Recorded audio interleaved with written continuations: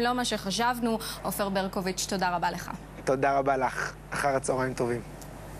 בשנים האחרונות נסגרו כמה ממוסדות התרבות החשובים בירושלים, אבל מתברר שבעיר עדיין יש דרישה ויכולת של מוסדות תרבות להחזיק מעמד. מחול שלם, בית עכשווי למחול, פועל כבר 11 שנה במוסררה ומפגיש את העיר העתיקה עם חלקה המערבי. בחודש הקרוב הוא אף יערך פסטיבל מחול בינלאומי. הכתבה של רוני כנפו.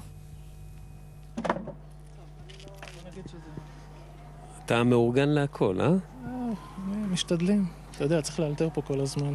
הלוקיישן של המקום הזה במרכז ירושלים, 5 דקות הליכה מהעיר העתיקה, זה באמת אחד הכלים החזקים שיש לירושלים להציע בתחום של התרבות ואומנות. עכשיו, את שומעת את הרקע, נכון? כן, אנחנו רגילים, אני שומעת. יש גם צלצולים של כנסיות לפעמים, והכל מתערבב.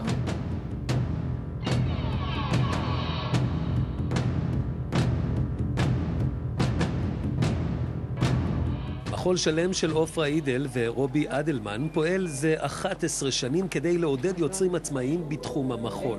השבוע הם עורכים את הפסטיבל הבינלאומי השמיני, דווקא כאן, בחלק הזה של הבירה. השכונה הזאת זזים אליה כמה כוחות, יש את המזרח ירושלים שברור, יש את 100 שערים פה שיש להם התפוצצות אוכלוסין שהם מנסים לנתב לפה, יש את האספקט החילוני ואת הפנתרים השחורים שהם מסורתיים, וכולם פה מנסים להביא איזה אמירה. אני חושבת שירושלים מהווה אחוז גדול מאוד מהרצון והמוטיבציה של אנשים לבוא, להופיע כאן.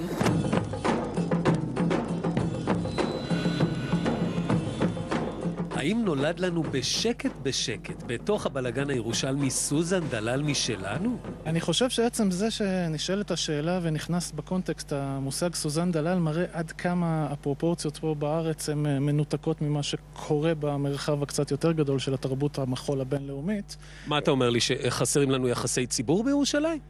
לא, אני חושב שחסר בארץ ידיעה לגבי מה האפשרויות של מרכזי מחול יכולים להיות והקנה מידה, ואנחנו מציעים פה משהו אחר לגמרי שנותן נקודת ממשק עם מה שקורה כרגע במרכזי מחול מובילים בעולם. עכשיו, חלק מהחזון הופך למציאות עם פתיחת עונת המינויים בבחורה של עידו תדמור, וכמובן שבוע המחול הבינלאומי בירושלים. למרות היומרה, יש כאן מקום גם למי שעדיין לא הפך לכוכב.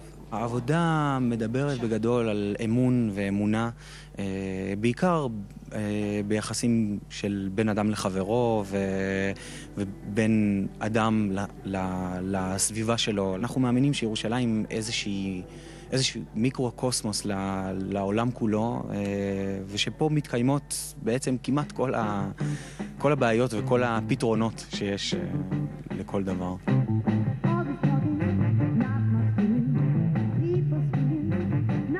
הצלחת המרכז התרבותי בירושלים אינה מובנת מאליה במציאות התרבותית של היום. ולכן אפשר להניח שהבסיס שנבנה עכשיו יהיה יציב וחזק מבסיסים או מרכזים אחרים, אם תרצו, ברחבי הארץ. התמודדנו עם מאות של פניות מכל העולם, רוצים לבוא להופיע פה. אנחנו יושבים במה שנקרא הצנטרום של הפיילה. בקיצור... בואו. ולא רק מופעי מחול תארח הבירה, אלא גם עשרות אבירים, נסיכים ודמויות מימי הביניים.